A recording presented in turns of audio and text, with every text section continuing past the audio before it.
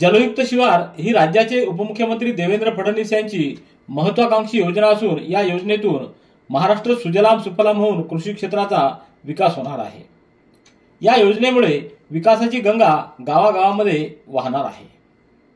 महायुती सरकारनं पाण्याचा प्रश्न सोडवण्यासाठी महत्वाकांक्षी जलयुक्त शिवार ही योजना तयार केली आणि या योजनेचा फायदा तब्बल 1 लाख शेतकऱ्यांना झाला आहे।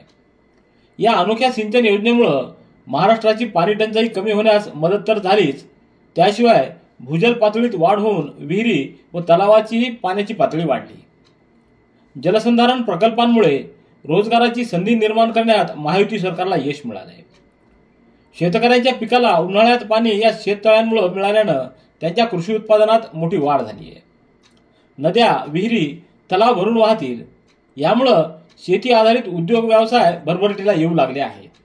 शेती व्यवस्थेचा कायापालट हा एकच ध्यास घेऊन महायुती सरकार महाराष्ट्रात जलयुक्त शिवार योजना राबवत आहे। देवेंद्र फडणवीस यांची ही महत्वाकांक्षी योजना असल्यानं राज्याच्या ग्रामीण विकासाची गेम चेंजर ही योजना ठरली आहे, हे मात्र नक्की।